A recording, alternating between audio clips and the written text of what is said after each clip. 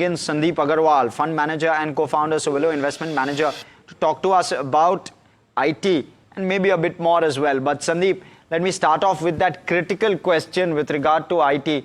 What is it that you're looking out for? IT's growth, both FY24, FY25, hasn't been impressive, nor has TCS's growth been too impressive. You believe maybe FY27 is the year when mid-teens kind of growth kicks back, and can they even do that? Is that even something which is realistic? Hi, good afternoon, and thanks for having me on the show. So I will reiterate my view. This is a mature industry with 18-20% penetration in US in the outsourcing side. So 15% growth can only happen if 2 years there is no growth, which happened post-COVID.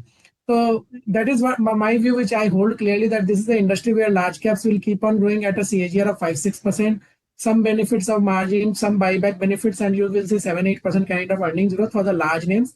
For the mid-size and smaller size names, there will be 3-4% better growth and 3-4% better earnings growth. But this is where the sector is. But having said so, I realize of late that many funds have started looking at replacing some portion of their FMCG basket with IT basket, saying that when growth is similar, why to pay double multiple? And that is the reason the sector has hold on to its gain and it is doing well.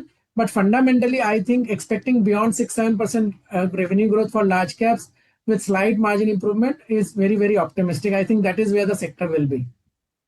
Okay, and that's obviously over a slightly longer term period, Sandeep, that you're talking about. So you're saying that the average growth clip in terms of CAGR should not be over maybe 8% over a prolonged period of time, maybe over the next 10 years or so for TCS. Is that how you're looking at it? And you spoke a little bit about valuations, comparing maybe a TCS or large cap IT with FMCG.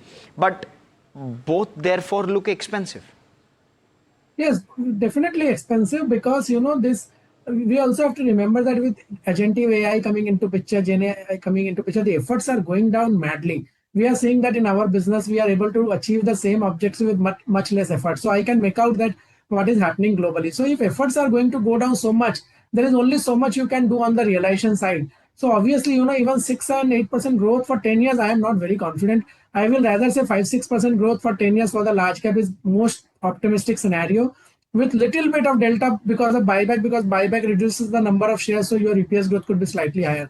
But I don't see anything beyond that. If 2 years there is zero growth like we saw it in COVID, then third year could be 12% growth. I don't deny that. But more than that, it is very different. Sandeep, valuations therefore, sorry for interjecting, but valuations therefore, give us that perspective. Because TCS currently trades at around 25-26 times, trailing 12 months, but that's how it trades at. So how do you view valuations?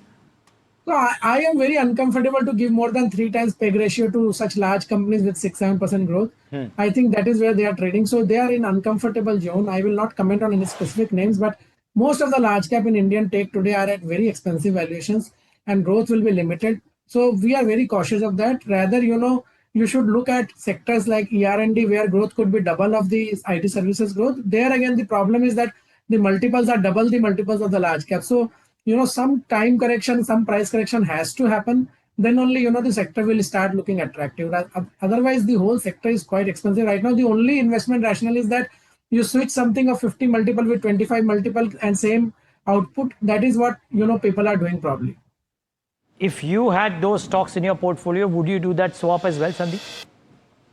Yeah, if I had, but I don't buy any of the expensive stuff. We are a deep value fund. So we would rather do bottom-up analysis and buy something. Where is deep value currently? I know it will be bottom-up. It won't be sectorally, but still, which are the themes where the deep value might be available? So power transmission ancillaries, power ancillaries and all, because the PEG ratios are low. They may be looking expensive, but the PEG ratios are low. Whole manufacturing belt, I'm saying, Neeraj, so much money people have made in last 3-4 years, and next 10 years, I think there's a huge amount of money in power ancillaries in the capital goods side. Because the P ratios may be looking expensive, but the PEG ratios are really cheap, much better than what we are seeing in, tech and FMCG. So we will always prefer, lower PEG ratio than higher PEG ratio. And those are the pockets, water treatment.